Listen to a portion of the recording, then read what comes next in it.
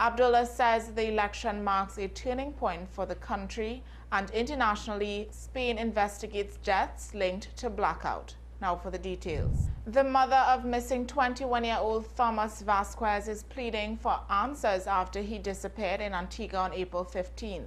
Candy Jagasha says the sudden silence from her son, who usually calls multiple times a day, is deeply troubling. Vasquez had just returned to the island for work on a legal marijuana farm when he went missing. A friend last saw him that morning and later filed the police report. Jagasa, who is in Trinidad, says she hasn't been contacted by authorities and feels helpless. Volunteers continue to search the area around the farm in Clanville.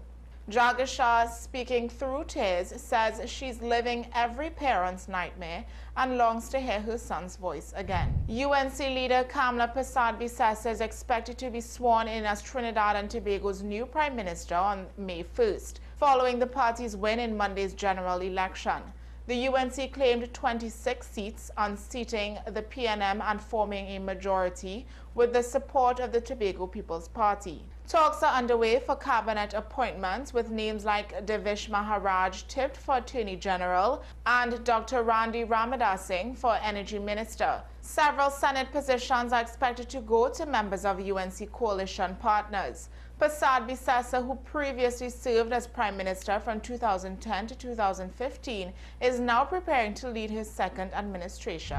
MSJ political leader David Abdullah says Monday's general election marks a historic turning point for Trinidad and Tobago. He says voters rejected a third term for the PNM and delivered a clear mandate for change by electing the UNC to power. Abdullah hopes the new government will urgently tackle structural reforms and inequality and fulfill promises made during the campaign. He praised the electorate for demanding better and commended UNC's historic seat win, including victories in traditional PNM strongholds by 2 former MSJ members. Abdullah also congratulated the Tobago People's Party on securing both Tobago seats and giving the island a stronger voice in Parliament. Internationally, 3 members of a family were found dead in northwestern Spain after a nationwide blackout triggered chaos across the region. Authorities suspect carbon monoxide poisoning from a faulty generator may have caused their deaths. The power outage shut down major systems across Spain and Portugal on Monday. Other deaths are also under investigation, including a woman in Madrid who died in a fire likely caused by a candle, and a woman in Valencia whose ventilator failed. Authorities are still working to determine the cause of the widespread blackout, which affected traffic, metros, and mobile networks. Well, that's news to the hour on WESN. I'm Naomi Macnish. Thanks for watching.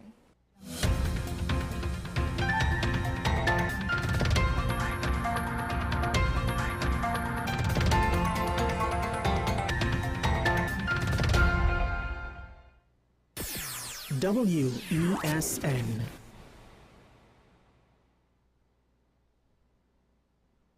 Come celebrate 15 years of Caribbean literature. It's a homecoming with stories, debates, open mics, music, workshops, films, and exciting youth and children's festivals at the 2025 Bocas Lit Fest. 50 events, over 100 writers, speakers, and performers. Check the program at bocaslitfest.com. That's bocaslitfest.com. See you at the National Library in Port of Spain from Thursday 1st to Sunday 4th May, or tune in online on YouTube. My name is Dr. Stephen Carroll, the CEO at Community Hospital of Seventh-day Adventist, and we are committed to making good private healthcare affordable. For all your medical needs, including dental, radiology, laparoscopy, behavioral and mental health, along with many other services, contact us for more information at 235-5479. Community Hospital of Seventh-day Adventist, where good private health care is affordable. Passenger, I want to get a tattoo. You really want to me. Respond to me how you would respond to me. The first question I'll ask is why? Controversial taboo topics. We get so consumed by church, we forget that we have to live the life of being a Christian. outside of the Sunday. Like you say, services. we think going to a service makes us a Christian. Exactly. Yeah, right. So here we are about to hear the second time Pastor J wanted to take a tattoo. Would have been late last year and early this year. Oh gosh. Hope Unfiltered podcast with Pastor J and Ren.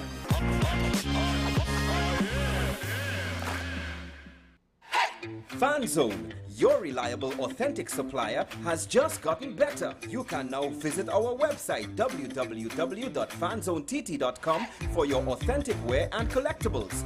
The only place where you can use both your Visa debit and credit cards. Visit our website fanzonett.com to make your purchase today. The best laptops and tablets are at dbesttoys.com. Get a Gateway 14.1-inch Ultra Slim notebook or an HP 14-inch laptop at the best prices in TNT. Get the Fire 7 tablet for $474. You can also shop the latest Amazon Fire Sticks. Call now at 32-DBEST to order or visit us in-store at Forces flagship Mac Bean. Shop online now at dbesttoys.com. Free delivery available throughout Trinidad and Tobago. Cash or links on delivery. Our award-winning show is back, and this season promises to be even more exciting than before. What's Up, Doc isn't just a title. It's a call to action for anyone who wants to improve their health and well-being. Join us on this thrilling ride towards better health on WESN Content Capital.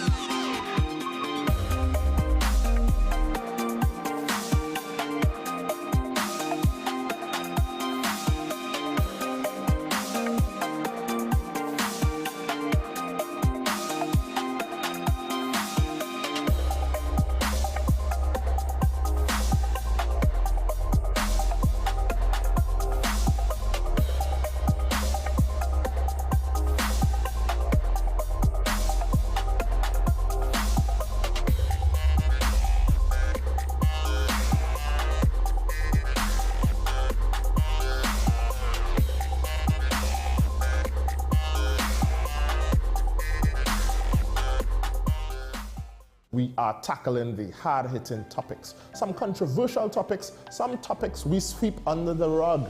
You don't always have to forgive in a relationship for it to move forward. If it is you are in a situation where you forgive the person, but to the detriment of yourself, what are you really doing? It is very uncommon for somebody in the younger age group to have dementia. Atheists don't not believe. Is that I can't disprove God, but you also can't prove God, so we cannot have a stalemate. You'll focus on the woman who's being the victim, right, or the man who's being the victim. We exclude the children. Folks are trying to study the underlying brain mechanism to figure out how does this particular disorder happen in the brain? How is the brain processing this? Don't worry about AI, worry about humans working with AI. Are you willing to learn new skills to stay relevant for the future job market? That's the challenge that people are going to struggle with.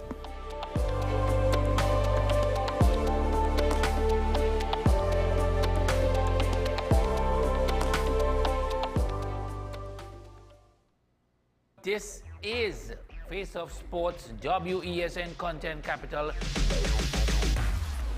How you felt about the kiss on the lip? That's the business. I'm nothing to do with that. I find that was distasteful. The national senior team, whether you like it or not, that is the model for all other teams to follow. I'm assuming that the regional requirement may be a much stricter requirement. This is not about Pro League and Super League. This is a league run by the Normalization Committee that I'm responsible for. Nobody expected FIFA to fund this arrangement. If we don't get a professional attitude towards this, we are doomed for failure. You break the balance, trip the leg, control the body. They ain't gonna stand put forever. Why you want the Chiefs to lose so? Why you want the Chiefs to lose so? They already have two. Lamar Why? have. You're jealous because you know the Chiefs getting closer to the Patriots. Let's go to the last part. No, Let's go to the last part.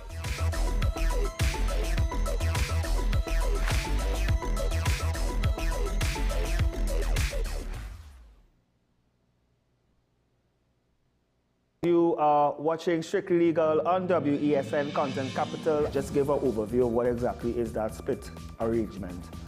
Now you don't need to register nothing. You don't need. We can do that another time.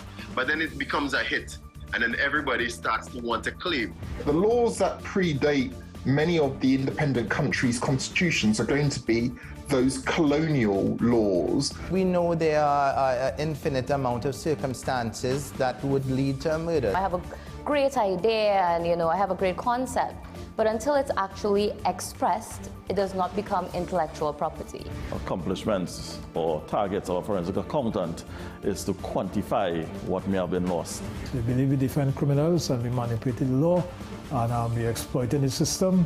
A responsible journalist will reach out to the person who they have the information on for a comment.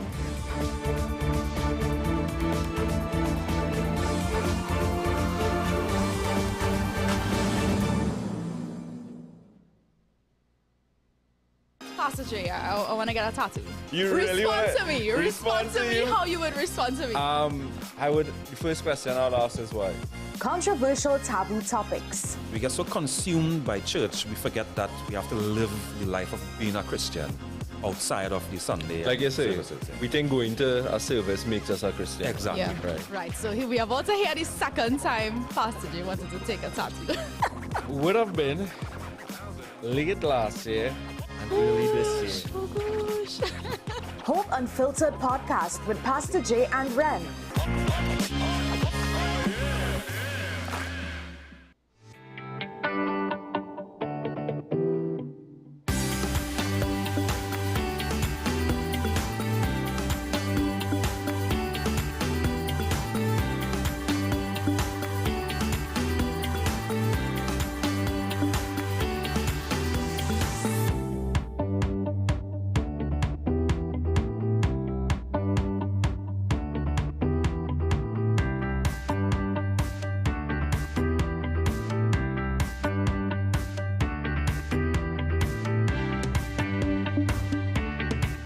This is 10 questions. I'm Andy Johnson. The distance from where we should be in the world in going forward on our commitments with climate change. The effects of climate change that cannot be accounted for, it's called loss and damage, and we're seeing loss and damage happening so much more in this decade and the previous decade. The principal term there was this question of the correspondent banking issues. That is why we're trying to build capacity with this country here, Trinidad and Tobago, and other countries in the region. Man is not showing any signs of stopping or even slowing down. More than half of the forest in Trinidad is already gone. All the plants and all the animals and all of the nice clean water and fresh air and everything had to be on this planet for humanity to have a chance. We have small change when it comes to countries that can take decisions, and when they speak, the world listens. The General Assembly is a very democratic forum. And Trinidad and Tobago has the same vote as Canada, in spite of the obvious difference in size.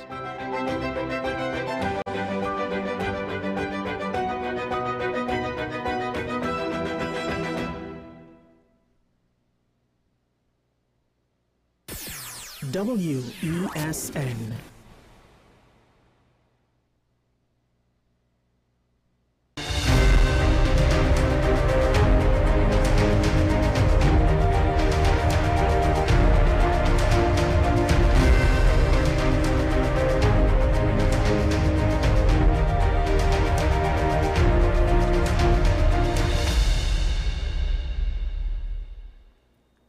Good morning, Trinidad and Tobago, and welcome to AM Prime on WESN. I'm Naomi McNish. And I am Jada McLeod. So this morning we have some news stories for you, just to keep you updated, some discussions. We're going to start with some local stories that happened over the course of the last couple of days. Some things that you guys already know, so we just didn't get a chance to mention it. But of course, the 2025 general elections that we've been ramping up to has just officially ended with the United National Congress, of course, emerging victorious. Mrs. Kamala Prasad-Bissessa is going to be sworn in as the new Prime Minister along with the AG, that's the Attorney General, today at 4 p.m.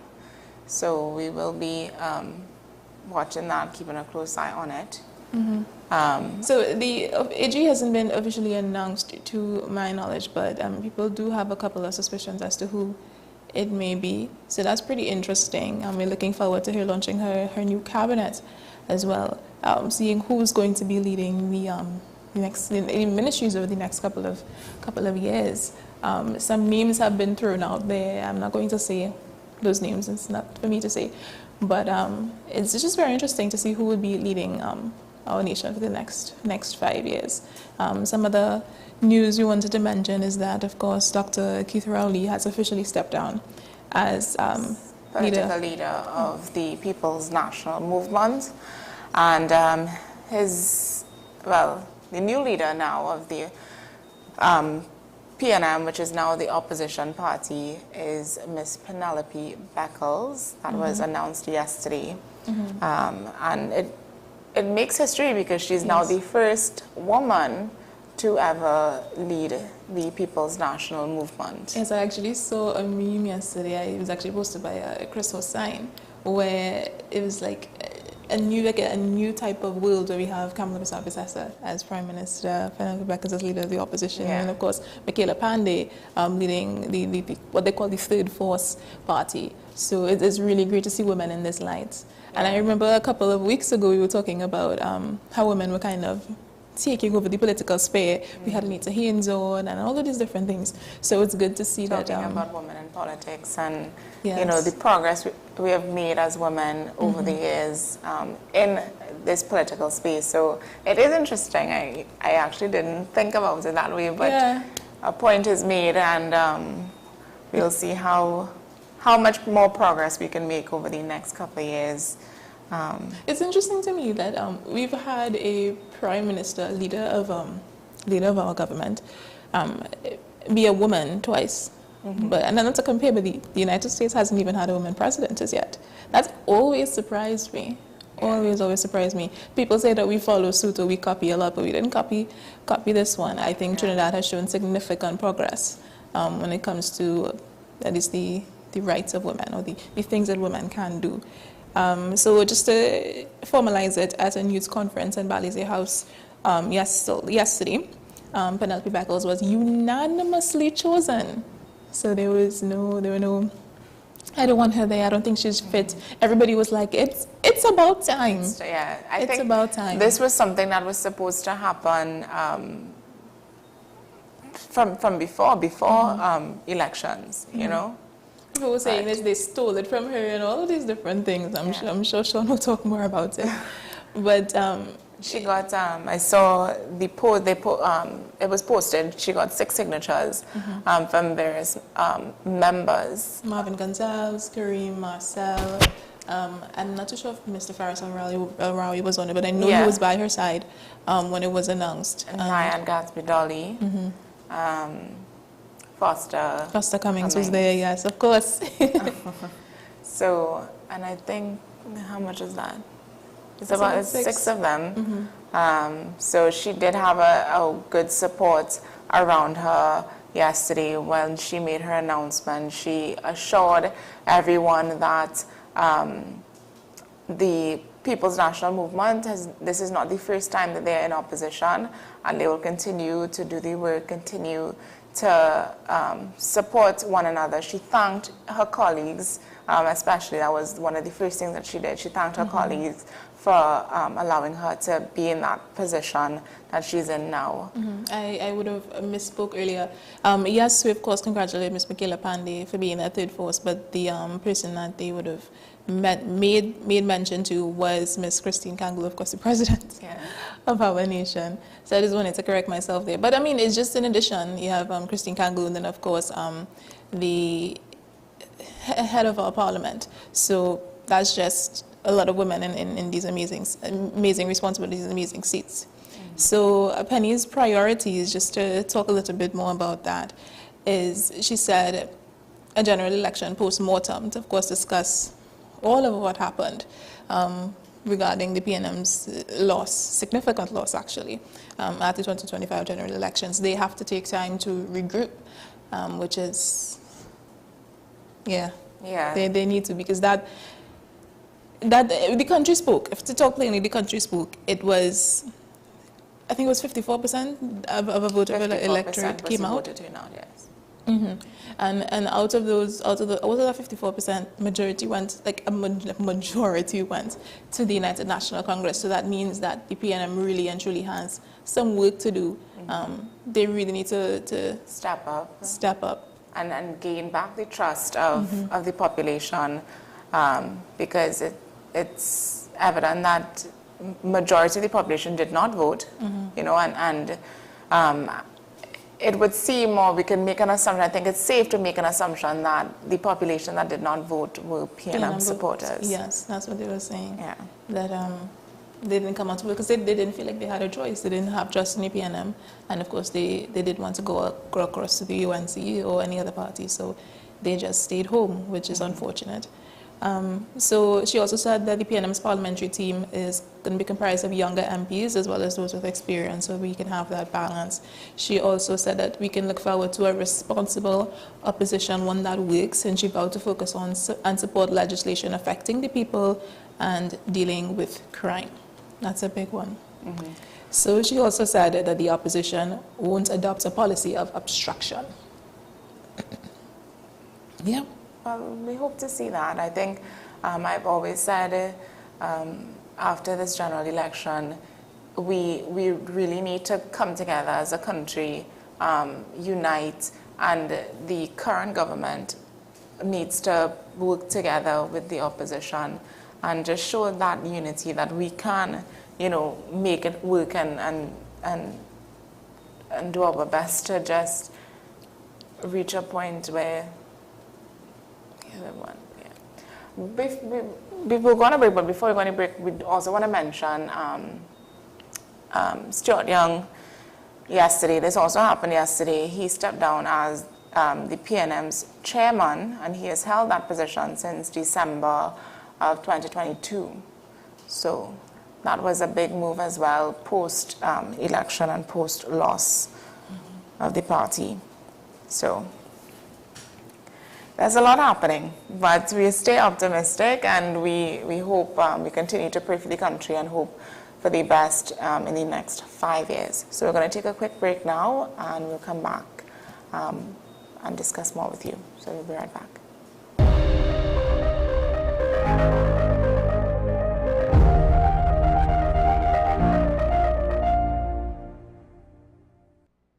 Do you need treatment for obesity or any related abdominal procedures? The community hospital now offers minimally invasive laparoscopic surgery done by an American-trained, board-certified surgeon with over 20 years' experience.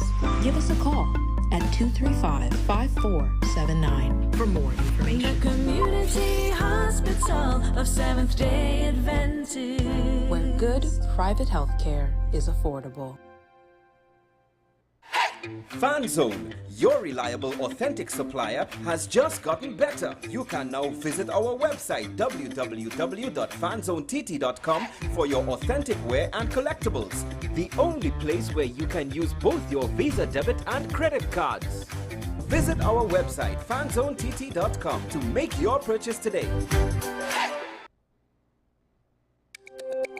Every word, every line, every paragraph depicts a real moment in someone's life. A father, a sister, a mother, a brother. We at Newsday are dedicated to you, the people, and through independent, unwavering journalism, strive to always bring your stories to life. Because your stories are more than just words. Newsday, independent and credible. Take some time for yourself or spend some time with the family at Sandy Point Village Hotel. Enjoy our various studio and suite apartments, self-contained with their own kitchenettes and Wi-Fi. We also have our famous 100-foot swimming pool and our beachfront restaurant, The Steak and Lobster Grill. And our location in Crown Point puts us near the center of activity from the nylon pool to the local nightlife. Call us and make your reservations at 639-8533, 389-2378, or email us at sandypointvillagehotel@gmail.com. Our award-winning show is back, and this season promises to be even more exciting than before. What's Up, Doc isn't just a title, It's a call to action for anyone who wants to improve their health and well-being. Join us on this thrilling ride towards better health on WESN Content Capital.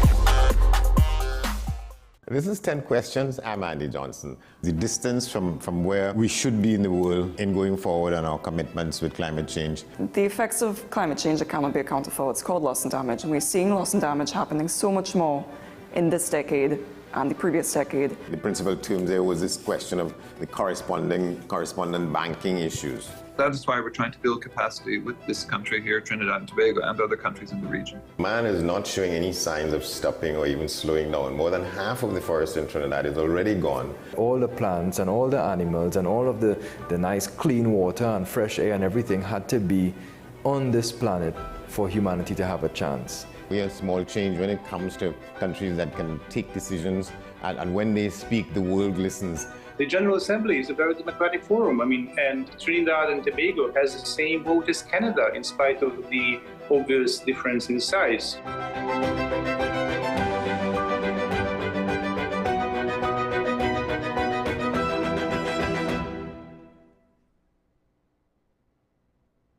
Come celebrate 15 years of Caribbean literature. It's a homecoming with stories, debates, open mics, music, workshops, films, and exciting youth and children's festivals at the 2025 Bocas Lit Fest.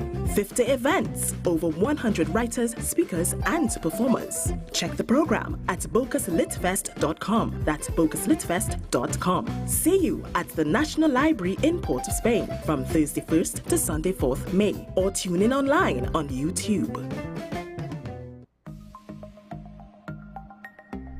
Knowing how to tell authentic is as easy as 1, 2, 3. Find it, match it, search it. Step 1. Find the style number on the tag. Step 2. Match the style number inside the jersey with the number on the tag. Step 3. Search it.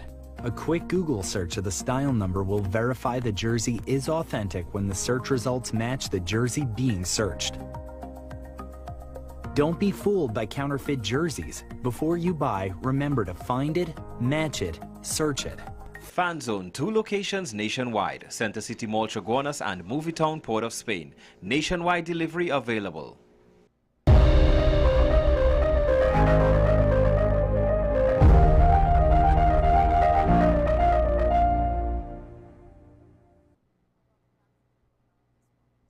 We're jumping straight into our first conversation of the morning.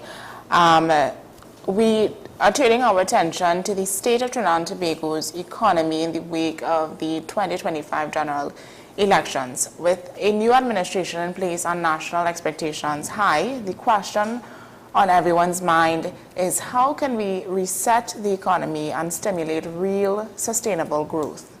So joining us is economist Dr. Marlene Arts. She's a respected academic and policy advisor with deep insight into Trinidad and Tobago's development trajectory. Dr. Arts has been vocal about the urgent need for fiscal discipline, meaningful economic diversification, and reforming the business environment. So today we're going to explore not just her recommendations, but the structural challenges that we face and the role of political will. Good morning, Dr. Arts. Hi, good morning. Good morning, Trinidad and Tobago. I hope you're hearing me loudly and clearly. Yes, we are. All right, okay, good. Something I always like to start with is getting to know a little bit more about you. What is, because I know it's quite early, what is your morning routine? How do you get ready for the day? Yeah, okay, you already know the answer, but my morning routine, I'm a pretty early riser, and I often go to bed early as well. I'm an early riser, and I usually start my day, being grateful for another day to be able to open my eyes. And part of showing my gratefulness is that I head to the gym. So I'm an early riser and I head to the gym. So very often when you contact me to appear on the program, 6 o'clock is not quite my time to do these things. So anytime from 6:30 is when I'm available, because I've already done my gym, my early morning workout, and getting into the routine of the day, which sometimes begins with an early morning interview, or just kind of trying to work through what is my daily schedule, what commitments I have on that day, and getting the day started. So here we are. So you're my first commitment outside of the gym for the day. So I'm happy to be here and to share to chat with you on what comes next for us. We have a new administration in the country, and what the next 5 years may look like from my perspective. We do thank you for joining us, of course, and what you just said is very admirable. So we're just going to jump right into it. You would have emphasized the need to close the fiscal gap due to a failing energy revenue system. So what specific expenditure areas do you believe this new government should prioritize or cut back on to achieve that sort of balance? All right. A lot was said on the campaign trail in terms of what the government wants to do. Now the government, what they want to do when they assume office. They would have issued a number of manifestos that would have documented their focus on key areas: education, crime, healthcare, people generally, and also look at the economy in terms of things like diversification, what they wanted to do differently. And one of the major headlines from the campaign trail would have been now Prime Minister designate Prasad Visesa indicating that she would revisit the negotiations of public sector workers, because in the last administration, because of the economic constraints, the revenue constraints that the government was facing, they would have essentially plateaued the negotiation. The wage rate increases at 4 to 5%. One or two bargaining unions were able to get 6%, but it was really between that 4 to 6 band. And the Prime Minister designate had indicated on the campaign trail that her government would begin negotiations at 10% for public sector workers, begin at 10%. We don't know whether it would stay at 10% or whether it would increase. There's also a conversation to restart the Petrotrin refinery, some new ministries that the Prime Minister-elect and her team would have articulated on the campaign trail. So there is meant to be the return of the Ministry of Justice. There is also meant to be a Ministry of Home Affairs, the operationalization of the Cuba Hospital, and many other things. In terms of access to legal services, I think on the campaign trail there was mention of having magistrates' courts operate in some of the non-urban areas. I think I remember Rio Claro being mentioned, and 3 or 4 areas where where magistrate courts would be operationalized. There's meant to be the establishment of a technical vocational university, and also the establishment of a forensic science complex. So all of these were cost drivers that were identified on the campaign trail. So they will result in some levels of expenditure by the government. On the other hand, from the revenue side, the government, the now government, the Prime Minister is to be sworn in this afternoon, so the government will essentially start at 4 p.m. this afternoon when she's sworn in, and I don't know how many of her, well, she and I presume the Attorney General, and I don't know how many of her other members of her cabinet will be sworn in today, but essentially we're going to have a new government as of 4 p.m. this afternoon. From the revenue side, on the campaign trail, Prime Minister-elect Bissessa would have indicated she would remove the property tax, so that source of revenue for the government would no longer be there. Exactly. She would remove the online taxes, the online tax of 7% that had been introduced since 2017, so that source of revenue would no longer be there. And essentially, you know, I think there's also mention of reducing corporation tax. So I think what the Prime Minister and her team would have been choreographing on the campaign trail is that they want to ease the burden on the population, because the population has been under some strain from a cost of living perspective for many years, but that strain has been driven by, among other things, rising prices. We're importing a lot of what we consume in Trinidad and Tobago, and we're importing that inflation as well. So our food import bill has increased because prices have gone up globally, and we're importing all of those issues. We're importing all of those higher prices as well. So what is meeting the new government is a situation where our expenditures, the country's expenditures, have been larger than the revenues that we've been earning, because our main source of revenue is from the energy sector. And of course, those revenues have been in decline because of the volatility, the global volatility that is impacting on us, as well as lower production in Trinidad and Tobago. So that is what is facing the Prime Minister and her Minister of Finance as they assume office. And they're aware of this because they would have been in the opposition, and they would have seen the documents, kind of, you know, responded to budgets over the last 9 years, so they know what is happening in the country, so they know what they're inheriting. The question is how they're going to manage that now, and how the whole question of closing the fiscal gap, how they're going to close that gap between revenues and expenditures. I wouldn't want to hazard a guess in terms of what they will do, because I don't envy their job, because they have made some firm commitments to the labor movement in Trinidad and Tobago, because the labor movement, you now appreciate, is also part of the government, because through the OWTU, 2 seats were won, the seat in Labray and the seat in Point Fortin, that were fielded by OWTU candidates. Yes. So labor is now an integral part of the government and the decision makers and the leadership of Trinidad and Tobago. So you would want to do right by labor, because they essentially have played a role in getting the new government installed. Yeah. Dr. Atza, just on what you said, so I know, you know, calling for restorative, the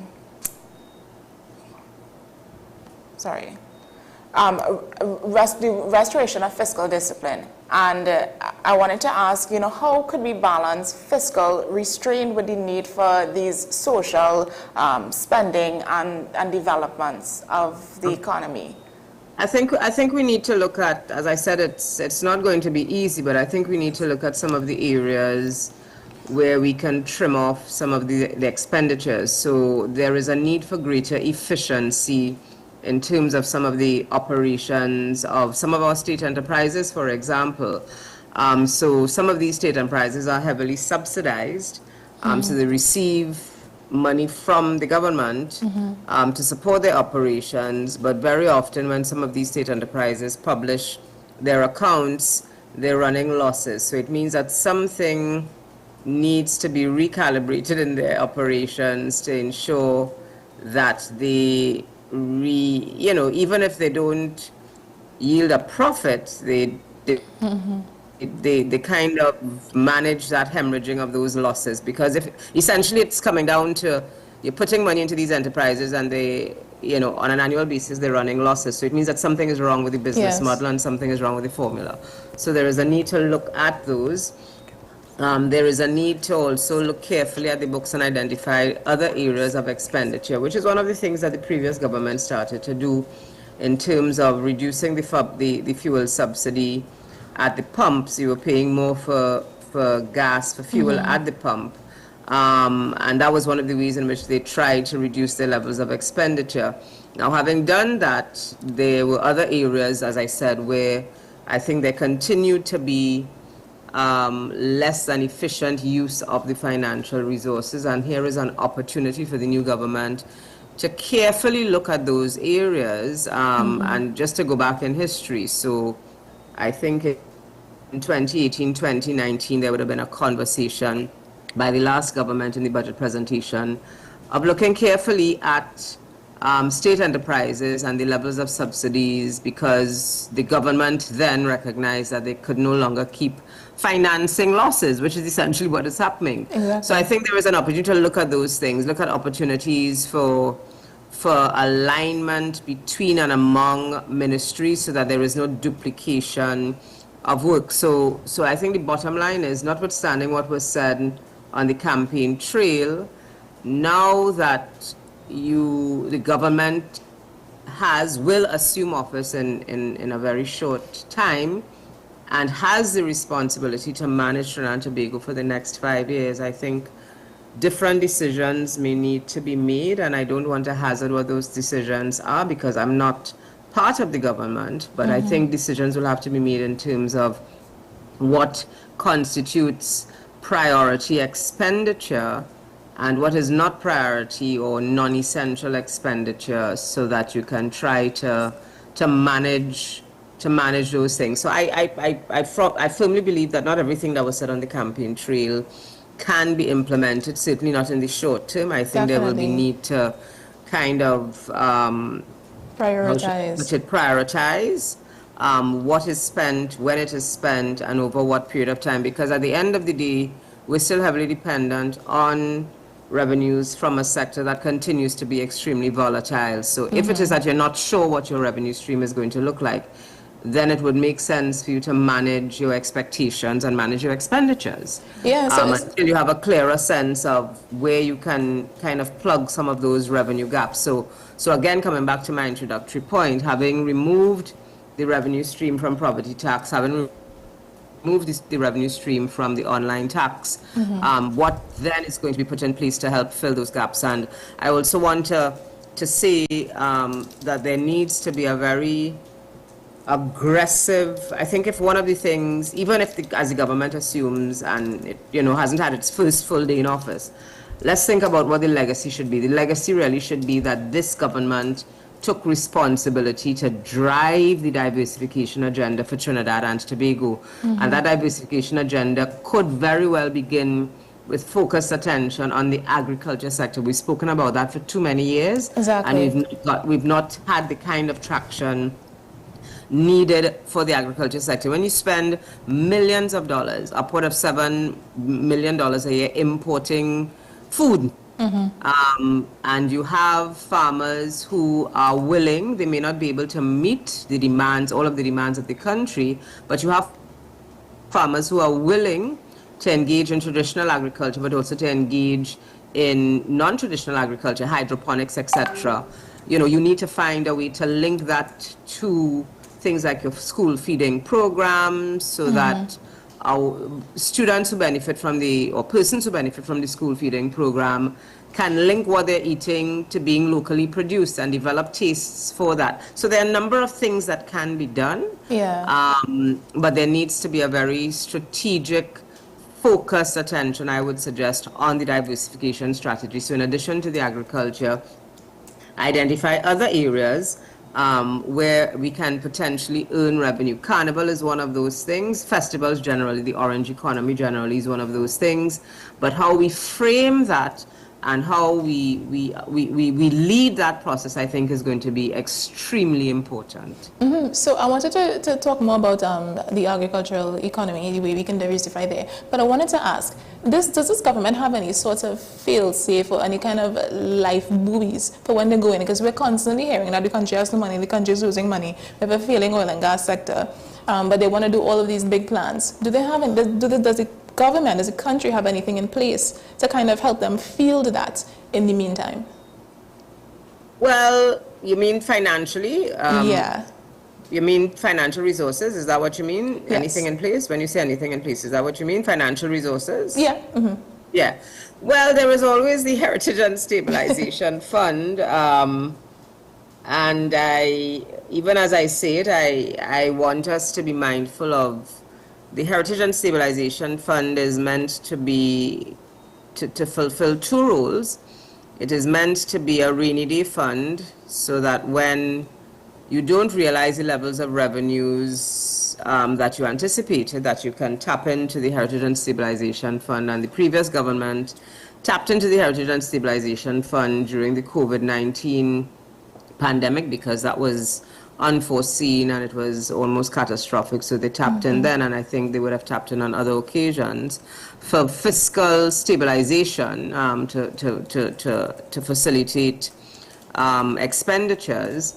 But there is always a caution tapping into the Heritage and Stabilization Fund because you're also tapping into your savings for future generations. Exactly. So while it is a source that you can use, I think there has to be some caution around tapping into the Heritage and Stabilization Fund. But certainly if there is an immediate need for stabilization while the government kind of gets its feet firmly planted in this new role, that is one source. Of course, borrowing is also another source, but you also have to watch the level of debt, and the national debt is not insignificant, and you don't want to get yourself in a situation where you increase your debt to GDP profile, so it makes you then, it then affects things like your international credit rating, et cetera, et cetera. So, as I said, it's a number of issues that the government needs to look at. The Heritage and Stabilization is one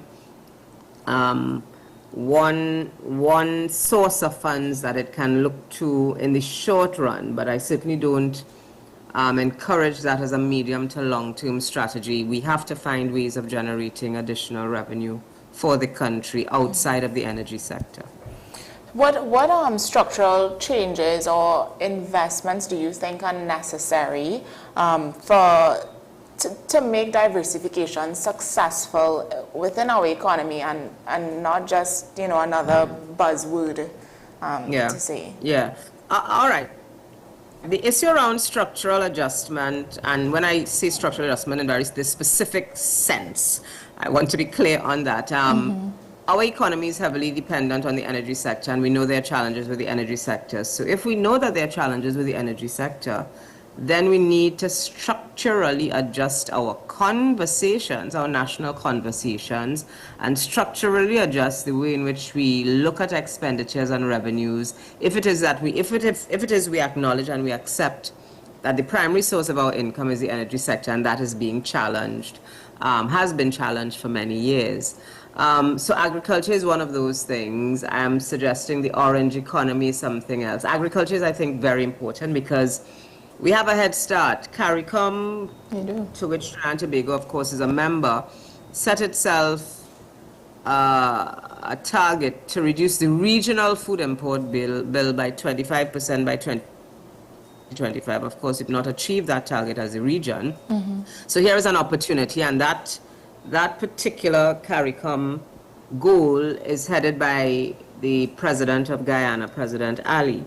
I think here is an opportunity for the incoming government to deepen the conversations. The conversations were already in place, to deepen the conversations with Guyana, to try to see how we can cooperate and collaborate to achieve the regional target of 25 by 25, 25% reduction in food import bill by 2025. I mean, it's no longer going to be achieved in 2025, but set ourselves an aggressive target, set ourselves the region an aggressive target for that, and simultaneously work on the agriculture sector in Trinidad and Tobago, and by that I mean focus on our farmers, engage our farmers, and I said not just the traditional farmers, but farmers who engage in other kinds of farming like hydroponics, etc., even hybrids of that, because our farmers very often can't access or have difficulty accessing some of the incentives in place because they don't have land tenure. The issue of land tenure also has to be revisited because not everybody is, engaging in agriculture on 5 or 10 acres of land in the traditional sense. So there are a number of things that have to be revisited, but I think there is also an opportunity to rewire, to re-engage the population on things like buy local. So I often visit the farmers markets as part of my weekend routine. And the farmers market in Port of Spain is a buzz of activity. I think many people appreciate the value of fresh fruit and vegetables and buying local, etc., because the farmers markets only encourage or only locally produced goods and products are sold at those markets.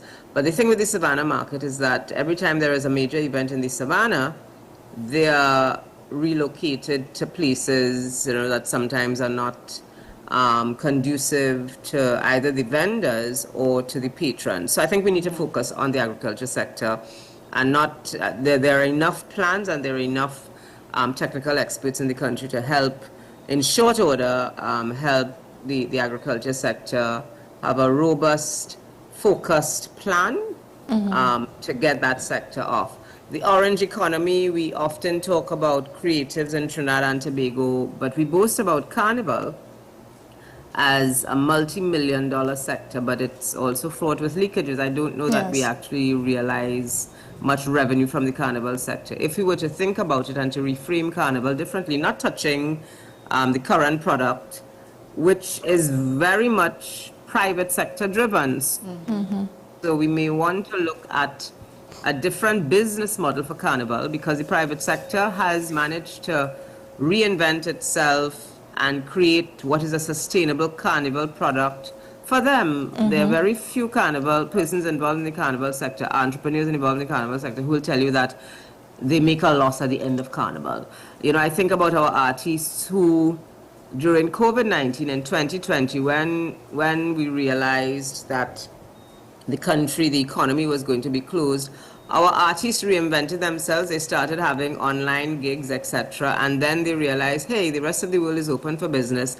And our artists traveled the world because they couldn't get back into Trinidad and Tobago because of the lockdown measures that were in place. They traveled the world, they made their mark, and now our artists are an integral part of all the carnivals globally. If our private sector entrepreneurs, our private sector leaders in the creative sector could realize and reinvent themselves, and at the national level, maybe we should kind of tap into their knowledge and their know-how and see how best we can make Carnival a real revenue earner and a foreign exchange earner, because we boast about the number of tourists that come to the country, but do we capture any of the foreign exchange? Do we find ways of capturing the foreign exchange? So that's another thing. And then, of course, there is also the tourism, but tourism, I will continue to say, until we get the issue of crime and security under control, tourism is going to be challenged because, when you see international countries sending out advisories about, warning their nationals, if you're visiting Trinidad and Tobago for Carnival, be careful because they've had, a not good, a not welcoming sort of crime statistic.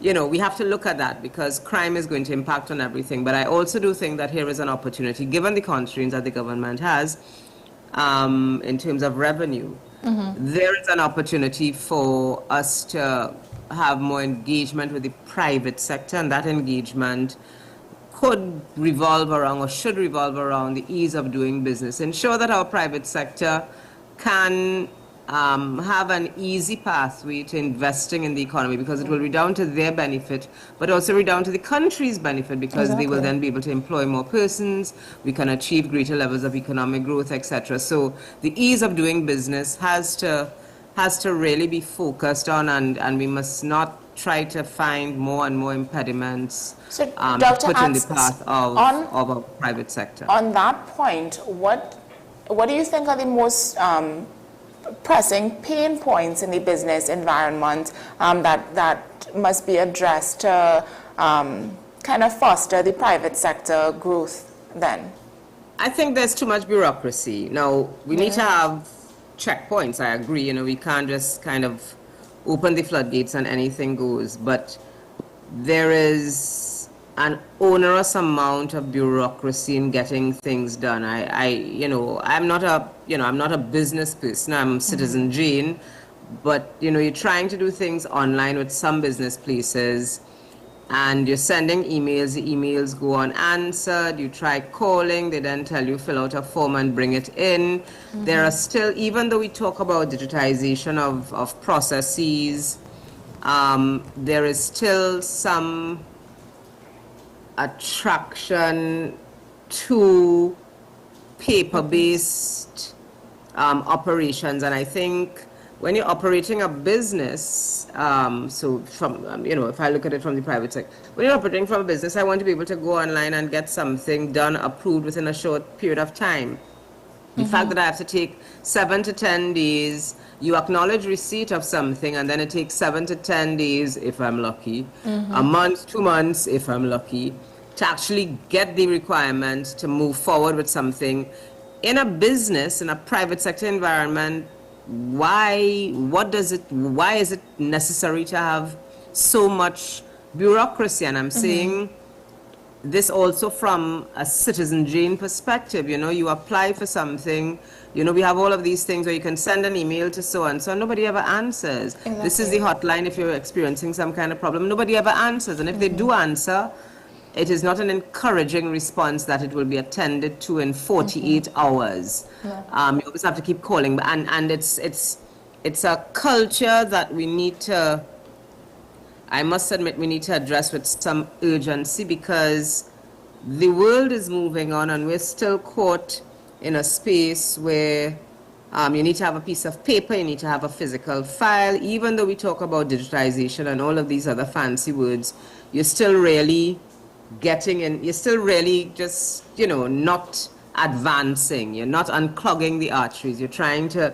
put layer upon layer upon layer upon layer upon layer to get things done in the country. And that is really a significant pain point. And we have to pay attention to that, because dealing with the economic challenges that Trinidad and Tobago faces is not simply about looking at the energy sector. It's not simply about looking at diversification. It's not simply looking about agriculture or whatever other sector we're looking at. It is looking at the totality, it's looking at the entire system and unclogging the various arteries and ensuring that there is an opportunity for cross-fertilization. You know, it's the standard joke in Trinidad and Tobago. You pave the road today and tomorrow WASA digs up the road, and you're trying to figure out, how difficult is it for there to be a project plan that says we need to do roadworks in areas A, B, C, and D, and to ensure that there is communication with the Ministry of Works or whichever entity is responsible for paving the road, so that you don't waste money. Essentially, you're wasting Is you're going to have to come right back hundreds of thousands or roads. millions of dollars when you engage in fixing something and then you have to dig it up again. I mean, why are we doing things like that? And that's why I make the point that there are opportunities for us to look at wastage that has been taking place and to realize more efficiencies in the country. Based on this, do you think then in this regard, is it necessary to for the government to really seriously maybe take a look at that Ministry of Efficiency to kind of aid in all these aspects? Well, the Ministry of Efficiency was a good idea, but it has to be thought through, because you don't want a Ministry of Efficiency that then duplicates functions. So, as I understood the Ministry of Efficiency being proposed by the PNM, it is really to provide a fast track, a clear pathway from ideation straight through to realization of a particular project. So it will unclog all of the arteries. We know that we need to get approvals from whichever regulatory agencies, and the Ministry of Efficiency is going to ensure that those are done. in a timely manner so that investors are not put off or thwarted, or the investment, you know, they don't get lackluster responses to their investment proposals, waiting on approvals that are taking 3 months and 9 months and whatever else as the case might be. So in principle, that is an excellent idea, because you don't want to get investors to get frustrated. You know, you want to show that, you know, we are really keen on your investment proposal. We really understand your value proposition, and we will ensure that the regulatory frameworks are in place, etc. So in principle, it's a good idea. My concern about it, however, is the duplication of effort. So what happens to projects that are not deemed high priority projects? Must they then suffer through the pain of having to wait on, you know, for unending approvals and, you know, jump through bureaucratic hoops, etc. So I think there has to be some finessing of the idea, because we want efficiencies in all of our ministries. We want efficiencies in all of our regulatory agencies. So it is a good idea for priority projects, but I think we also need to try to get those efficiencies in all of our ministries, and so that every citizen, not just major investors, so that every citizen is not frustrated, because I think we all realize, you know, our levels of frustration. You know, you go to get a driver's permit renewed, you have frustration there. You go to get a vehicle certified, you have the, you know, so it's the efficiency. We want to see the efficiencies permeating through all of our ministries, so that not just major investors, but that the average citizen also does not feel as if, you know, they're being taken for granted, or they're being punished in some way when you're trying to get something done. It's a horrible feeling.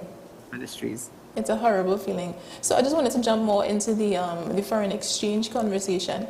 In an article, you were talking about managed float versus free float, and I also wanted to extend the conversation to people saying that we might have a devaluing of the TT dollar, if that's even a thought that may have crossed your mind or run in your circles. Can you tell us a little bit more about that? All right, so the conversation around the foreign exchange, let me start at the beginning, just to remind your viewers, your listeners.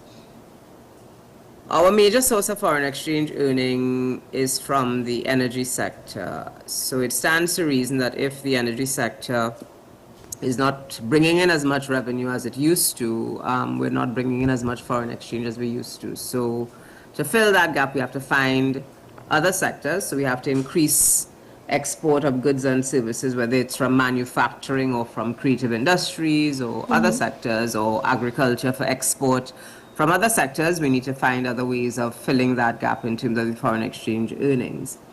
The question over the past 9 years in terms of the foreign exchange, former Minister of Finance Carl Mimbert was always adamant that he would not devalue the foreign exchange, devalue the exchange rate, because the valuation of the exchange rate, so I'm going to look at it from both sides, devaluing the exchange rate really brings demand and supply into greater balance. So what we have right now is a mismatch. We have a greater demand for foreign exchange than we can supply, and what has been happening to meet that unabated demand, we've been drawing down on reserves, and the central bank ever so often would put foreign exchange into the market from our stock of reserves, so that you can meet the demand for foreign exchange for business, for personal consumption, for online shopping, because every time you swipe, that's a demand for foreign exchange. Indeed.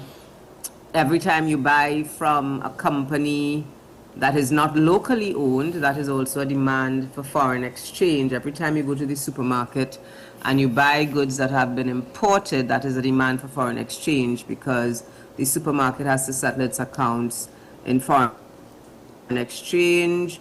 The online shopping that you do, even though on some platforms they will ask you if you want to pay in local currency, when the credit card bills have to be settled by the banks to Visa or to MasterCard, they have to be settled in foreign exchange. So the demands for foreign exchange are coming from various sources, but the supply is coming from primarily one source.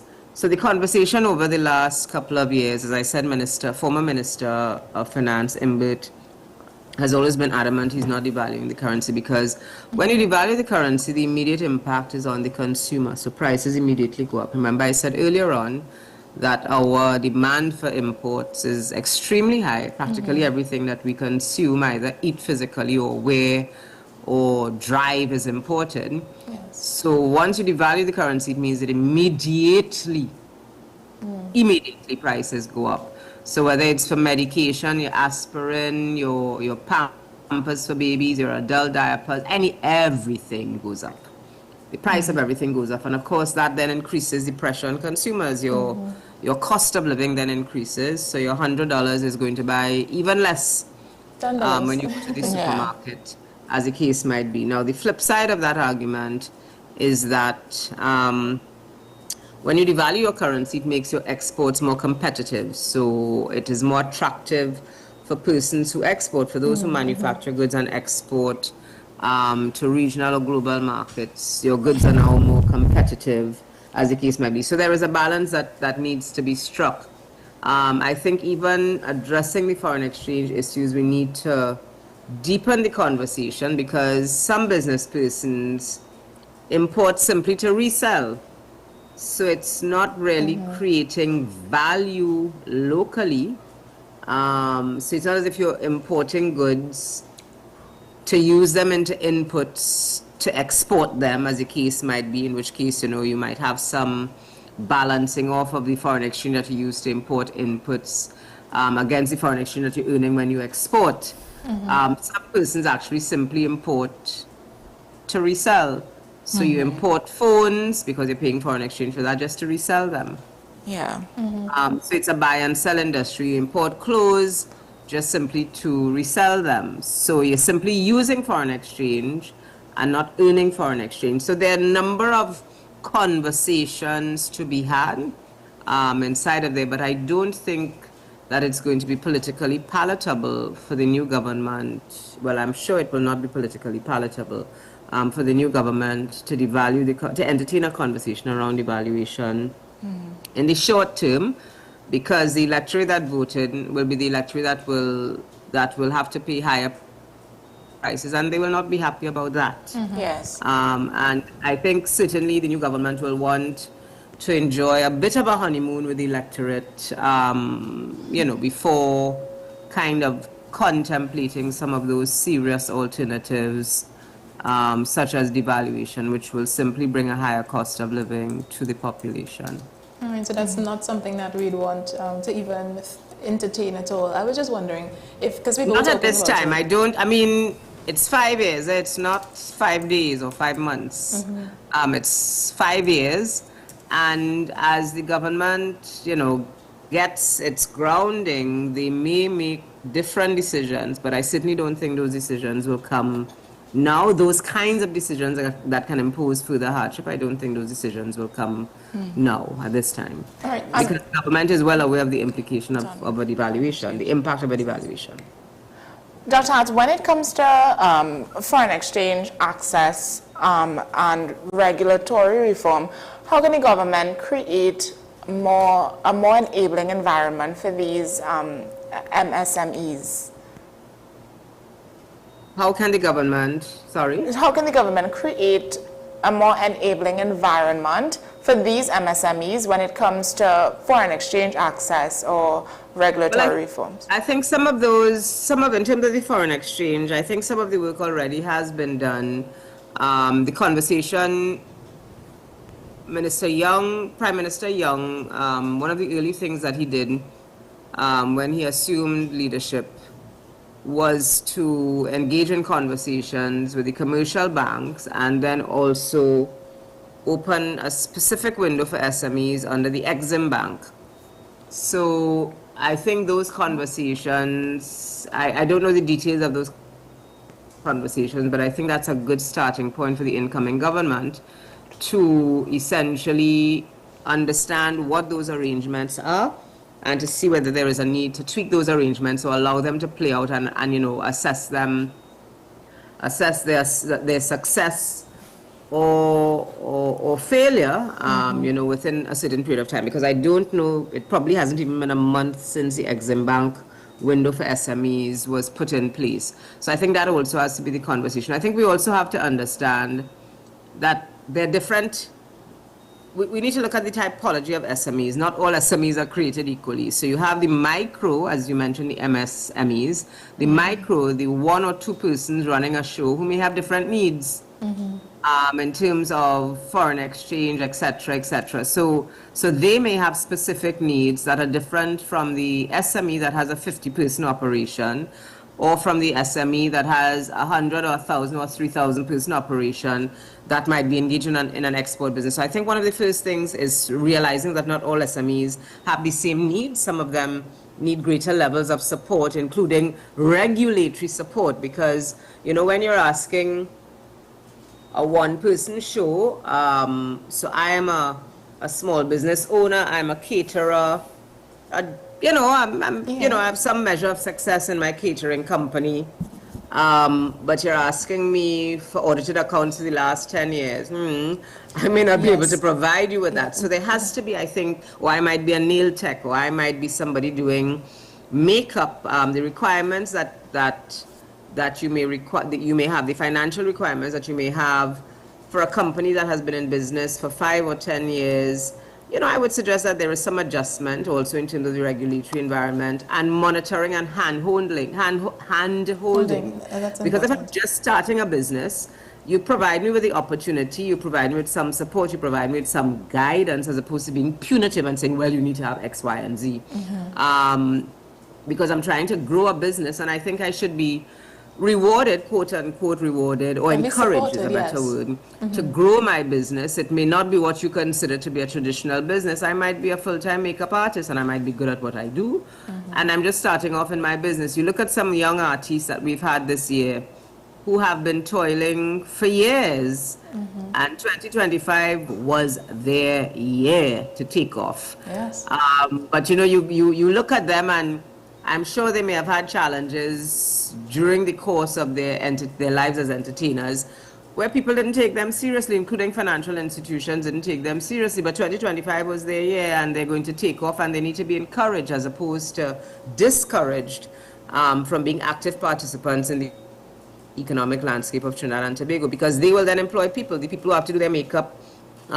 There's one artist in particular who, when I think of, you know, her schedule, I'm saying, wow, boy, makeup artists get through.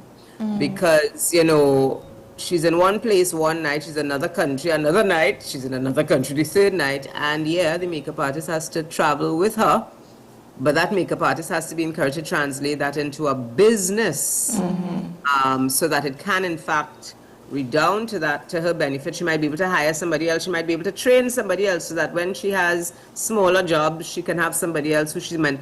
And we have to rethink what the business model looks like in Trinidad and Tobago. So not all businesses are the same. So I'm glad that you made the point about the MSMEs, so that the micro, the makeup artist, the hairdresser, the small farmer, you know, what are the systems that we can put in place to encourage moving forward? Because the landscape of Trinidad and Tobago has changed, and it comes back to the structural issues, the structural transformation issues. Trinidad and Tobago is no longer, or should no longer be heavily dependent on the energy sector alone, but we should create a space, an ecosystem where different skill sets, you can realize your full potential as a significant player in the Trinidad and Tobago economic landscape, using the skill set that you have.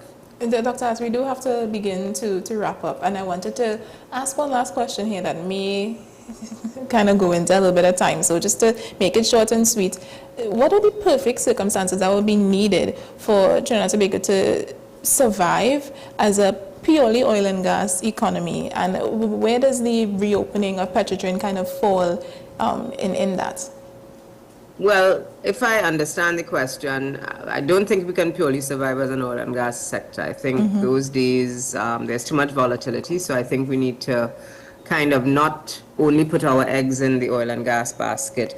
The reopening of Petrotrin, I understand that you know, was a campaign commitment. I understand the significance that came from the closure, how it impacted negatively on local economic development for all of the fence line communities that depended on Petrotrin. So the fitters, the food people, the technical people, the technicians who worked, etc., etc., etc. So I understand the importance of that. But I also think that at this time it should not be the government of Trinidad and Tobago that that finances the reopening of Petrotrin, I think it is important for us to find a private sector entity. Interesting. That will absorb the cost, that will absorb the risk involved in it, and it should not be the role of the government, given the challenges that the government has for revenue at this time and the constraints that it has. So I think the idea would be to find a private sector entity that satisfies all of the checks and balances, that according to the government, and let that private sector entity run it as a viable entity, because we recognize that the reopening of the Petrotrin can stimulate local economic development in that area and for the fence line communities that would have depended on it. But I certainly don't think it's something that the government should underwrite at this time. Thank you so much. So before we close, though, I just want to ask, what would you like to see the government, what would you like to see within the government's first 100 days as a signal that we are serious about the economic transformation? All right, I think continued clear conversations with the people. I think the country, Citizen Jane John, from Citizen Jane John to technocrats need to have a clear understanding of the state of the economy. And I also think we need to start a purposeful, meaningful, frank conversation around diversification. So we have to start to put some of those markers in place as to what is going to happen. I think one of the things that we can look at is in terms of the farming community, but some realistic, not just the traditional talk that we've been having. Let's start having those conversations. And I think, of course, it would be remiss of me not to mention education. That is my professional wheelhouse, so to speak. And I think we need to start rethinking the education system to prepare our citizens for what the country and the world may very well look like. And we have no control over what the world looks like. But we certainly do know that there is a lot happening in the world at this time. We need to start to prepare our citizens and our younger persons for what the world would look like and the job market would look like in 5 years' time. And that conversation should have started a long time ago. But I think, again, from the point of view of legacy, I think this government needs to look at issues of education, at issues of diversification, and I don't mean old talk, clear, credible communication with the population. And of course, didn't need to say it, but I will say it nonetheless, the issue of crime. The country needs to get back to a space where persons who have to leave to go to jobs can feel comfortable leaving their homes. It's not going to happen overnight, but I think that there needs to be some dent in that to restore some level of confidence and security in the country. So as we do have to close, so we're getting a question here from someone asking about the manifesto's promise to kind of include marijuana. There is the government's manifesto wants to include as diversification, the cannabis industry. So there's greater attention to be paid to cannabis as a viable industry. And my comment on that is that, the cannabis industry is a multi-million-dollar industry globally. And when I say multi-million, I'm talking about multi-million US dollars industry. So there is an opportunity for Trinidad and Tobago to tap into that. We have regional neighbors that actually marijuana is part and parcel of the agriculture sector. We should not, however, romance it. I think there was some measure to decriminalize small amounts of cannabis by the previous government. And I think that the population has embraced that decriminalization of small amounts to mean that you can kind of like pull out a spliff anywhere and, have a smoke and that sort of thing. I don't think that is meant, that should be the way it has to be. I think for the cannabis industry to be a serious contributor to the economy of Trinidad and Tobago, it has to be properly regulated and legislated before it is implemented. We know, and there's a conversation that was had with the Ministry of Health some years ago about the health implications of cannabis. So from the secondhand smoke to some of the mental health issues, I think we also need to put into that mix the fact that a lot of the criminal activity in Trinidad and Tobago is around drugs and narcotics. So we should not lose sight of that. So while there is an opportunity to develop a cannabis industry to be a viable kind of industry, we know about, cannabis, the brownies for medicinal purposes, etc., cannabis oil, all of these things. So there is an opportunity.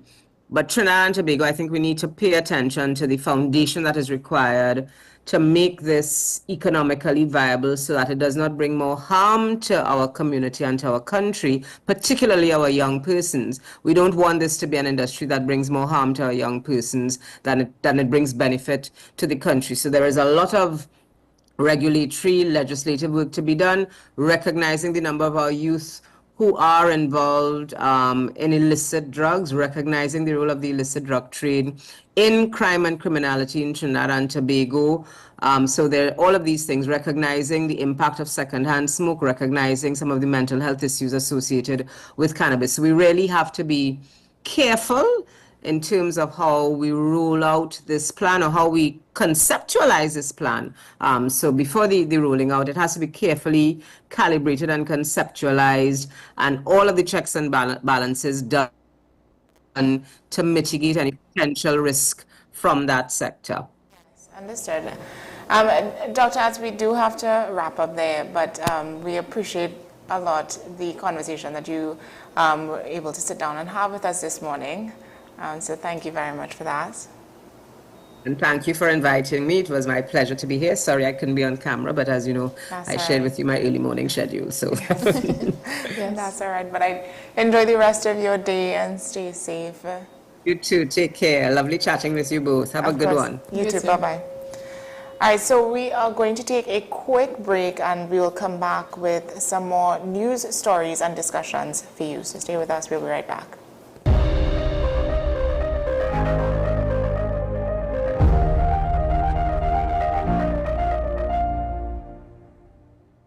Our award-winning show is back, and this season promises to be even more exciting than before. What's Up, Doc isn't just a title, it's a call to action for anyone who wants to improve their health and well-being. Join us on this thrilling ride towards better health on WESN Content Capital. This is Face of Sports, WESN Content Capital. How you felt about the kiss on the lip? That's the business. I'm not to do with that. I find that was distasteful. The national senior team, whether you like it or not, that is the model for all other teams to follow. I'm assuming that the regional requirement may be a much stricter requirement. This is not about Pro League and Super League. This is a league run by the Normalization Committee that I'm responsible for. Nobody expected FIFA to fund this arrangement.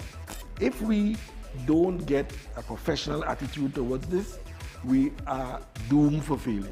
You break the balance, trip the leg, control the body. They ain't gonna stand put forever. Why you want the Chiefs to lose so? Why you want the Chiefs to lose so? They already have two. Lamar don't Why? have. You're jealous because you know the Chiefs getting closer to the Patriots. Let's go to the last part. No, let's go to the last part.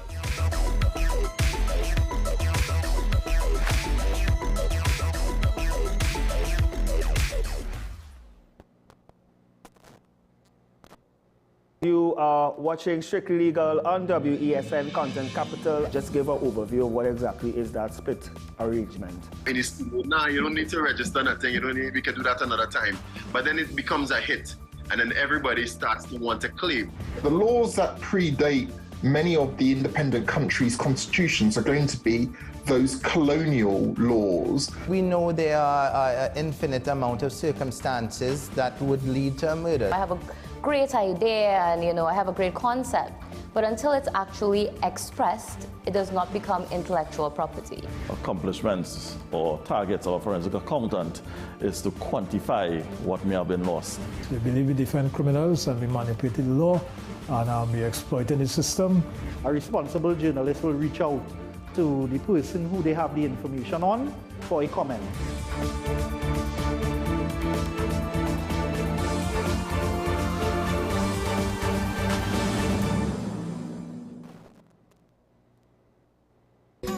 Take some time for yourself or spend some time with the family at Sandy Point Village Hotel.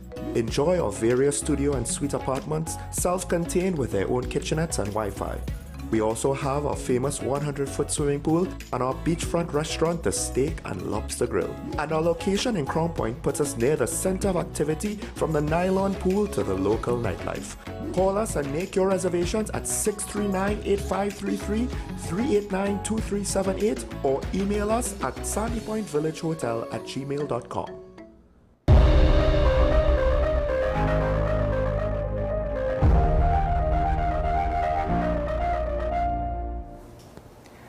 And welcome back to the program this morning. So jumping straight into some international news, in a futuristic twist to this year's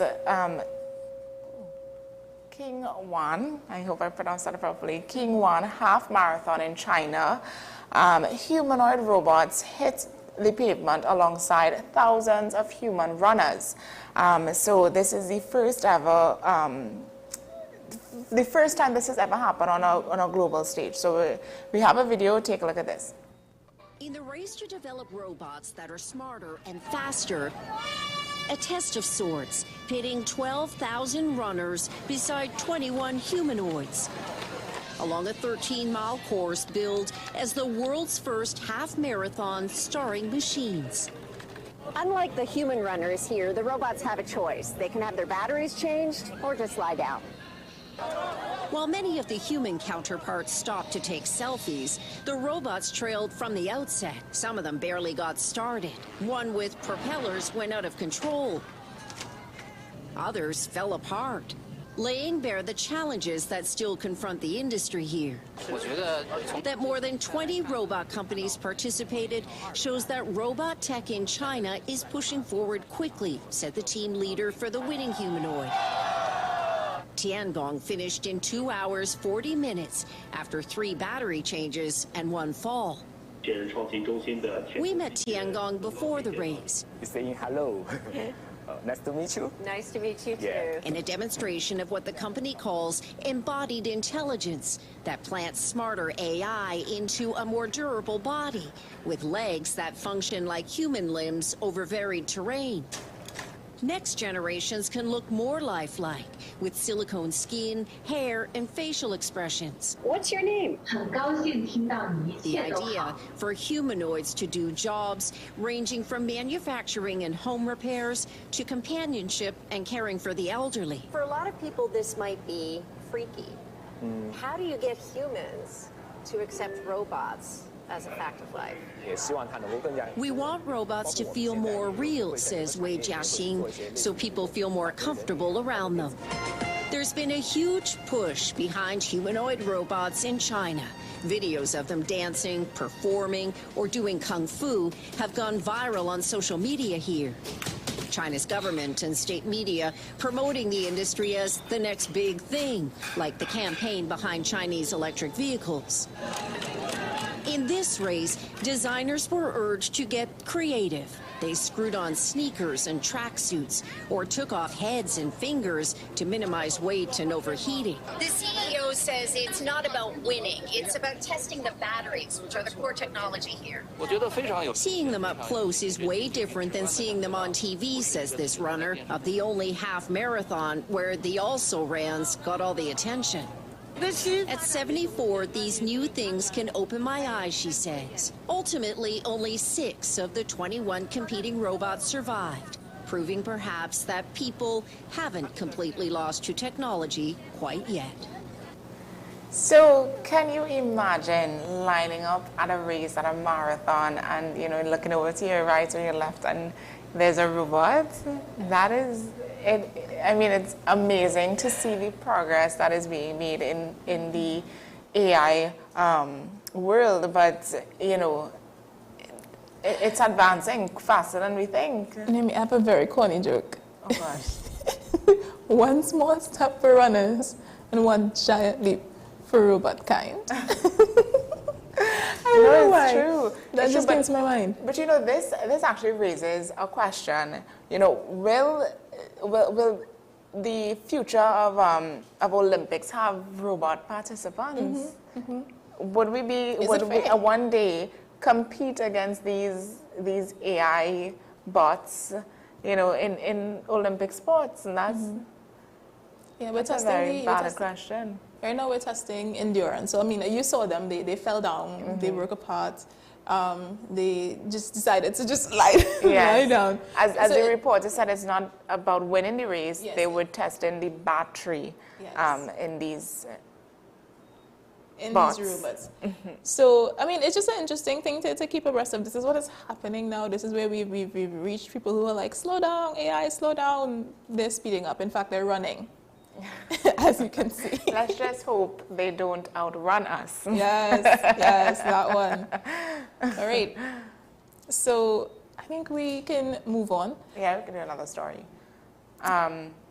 So, there's a fresh hope in the medical front. Researchers have announced a significant breakthrough in cancer treatment that could redefine how we fight some of the most aggressive forms of the disease. So have a look at this. Was diagnosed with gastroesophageal cancer over 2 years ago. Doctors told her she wouldn't just need chemo and radiation, but they would also have to remove part of her esophagus and stomach. I wouldn't be able to eat or talk. My two favorite things in life. Are you kidding me? But then she found a promising clinical trial for patients like her with tumors that have a genetic mutation called mismatch repair deficiency. All our cells in the body, when they divide, they make mistakes. And mismatch repair corrects those mistakes. In these tumors, to gain an advantage, the tumors have shut down mismatch repair. Any tumor can have the mutation, but they predominantly affect colorectal, gastric, pancreatic, and endometrial cancers. Recently admitted. The trial, co-led by Dr. Luis Diaz, had patients skip surgery and instead take an immunotherapy drug. So this immunotherapy is not just revving the immune system up to fight the tumor. It's exposing the tumor, and if the reality is the tumor looks foreign, it will wipe it out of the body. Today, that study finding the experimental approach is 80% effective in people with the mutation.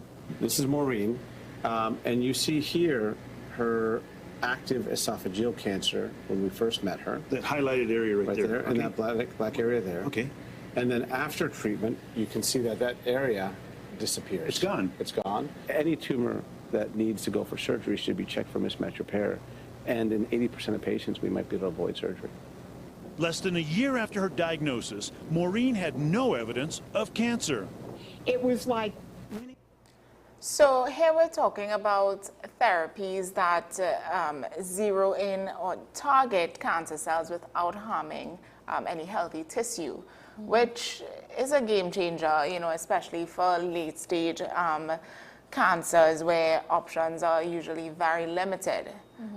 So it's interesting to see. I mean, I think cancer is something that has always made some sort of progress over the years. You kind of hear different cancer stories, different progress in various cancer treatments, which we ought to celebrate, you know. This treatment specifically is still in its clinical stage, but experts are calling it a milestone moment in oncology. So I think this lady, she was one of the first, I don't call her test subject, but the treatment worked on her, so they will be doing more trials. Yeah, so while these results, it's limited to cancers with the mixed match, the MMR, the genetic signature, researchers are looking for a way to expand it to different cancers. As she would have said, at the end of, coming on to the end of cancer stage, at the late stage as well. So it's for millions facing invasive treatments. This breakthrough could really and truly mark a change for them, so that you don't have to go through the robust and have the aggressive symptoms. When you're doing chemo or radiation, all these things are really aggressive to our bodies. So this treatment is sort of a more, you know, dimmed down kind of, you know, lighter treatment that for cancer patients. So I love that we're heading in this way. Yeah, that's good news. That's good news for in the medical field. Yeah, we have humanoid robots on one end, and then and progress in cancer treatment. That is beautiful, and then hopefully it can reach here one day, so that our citizens who may be suffering from this deadly disease it can be treated. I think so. Before we wrap up the show this morning, I think we will just do a special mention to Canada's election.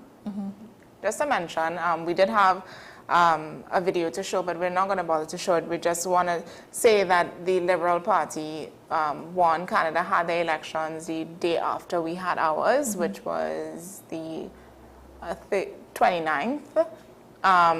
And their new Prime Minister was chosen, the new president was chosen, Mark Carney, on the 30th. He won.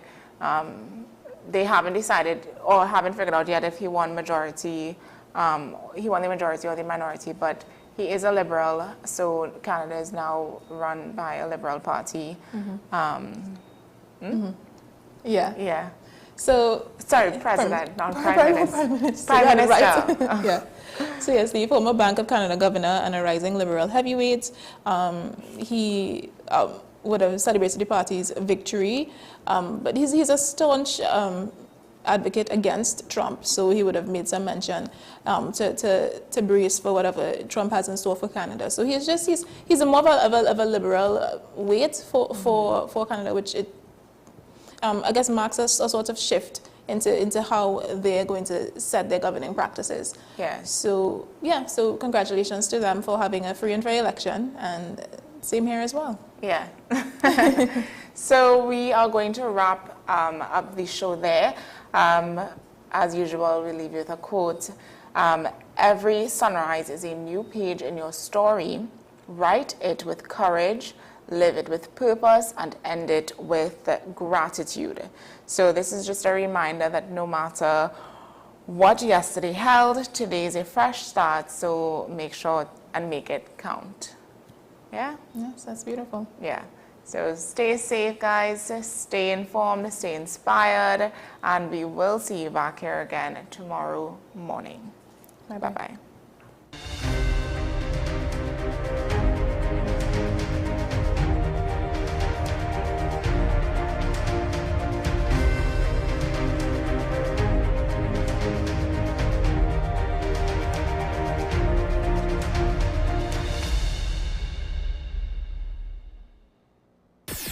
WESN.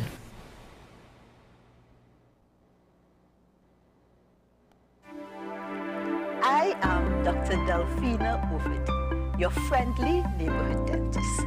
At Community Hospital Dental Clinic, we offer examinations which include x-rays, basic oral cancer screening, and a treatment plan.